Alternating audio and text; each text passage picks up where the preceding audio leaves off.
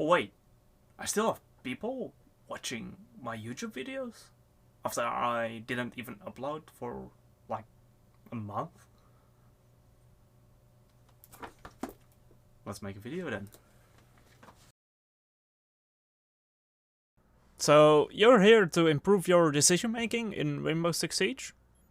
I mean, yeah, I get it. Rainbow Six Siege is a game where you need to make a lot of quick decisions, like which corner do I check first? Do I check this hallway here, or do I check the stairs first? It's not as easy as it seems to make the right decision every time. I guess you wouldn't be watching this video if you thought it would.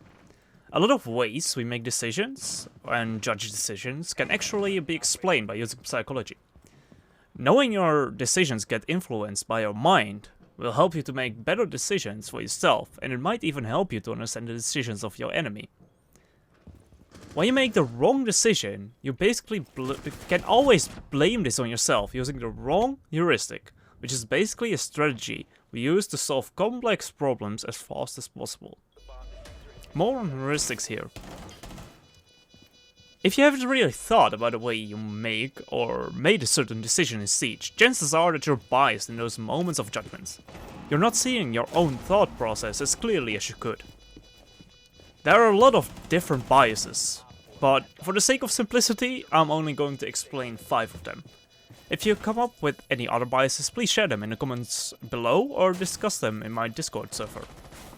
Currently there is a lot of talk about the amount of cheaters in the game, so you might have the assumption that the game is full of cheaters. Confirmation bias is at play here. If you're remembering those games where you encountered a blatant full-on cheater, there's no doubt that they are cheating. So I'm talking about spin botting, non-recall, speed hacks, that kind of stuff. Now imagine that you're in a normal game and you just get wallbanged and you watch the kill cam and it looks really sketchy. You just see this as evidence that the game is full with cheaters. Does this mean that you're wrong? I don't know, you might be right, but with confirmation bias, you're looking for evidence that proves that you are right, and you will ignore all those games that were legit. And it will therefore impact the way you appreciate the things that Ubisoft does to keep the game as cheater-free as possible. This confirmation bias you can also explain by why someone who is copper stays in copper. It's because of the mental game. So when you see yourself being in copper and you're like, oh my god, I'm so bad at this game, you won't get out of it, because you're constantly looking for things that confirm this persuasion. On the other hand, it also explains why people in Diamond get Diamond every season. Of course, this is not the only reason, because you have the game knowledge, game sense, and of course they have the mechanical skills to be there in Diamond. But the mental game is often something that's forgotten, because it's something a lot of people are not conscious of. Now, there are also a lot of people that think they are good, but actually are not. You might know them as backseat gamers. They are the people that they see something happen after they are already dead, and they knew that was already coming. They say things like, how did you not see that coming? Or, I told you so. When this happens, they fall a victim to hindsight bias, which defines itself as the tendency to doubt someone other's decisions after something occurred and thinking that they already saw it coming.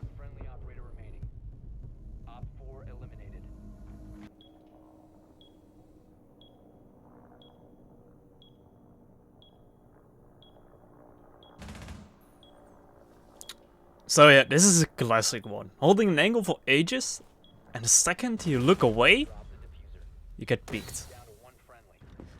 This, in my experience, comes down to availability bias. This one can also be exploited. I'll tell you how in a second.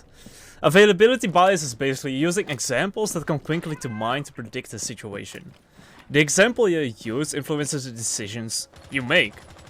The way you can exploit the availability bias is by priming your enemy. Priming is a way of influencing people by using stimuli. Stimuli can be any object or any event that can trigger a reaction in a person.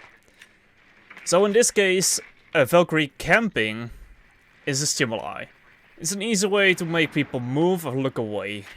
So, the stimulus of a ping triggers a reaction in the attackers, like pre-firing the angle they were holding, or just looking away from it.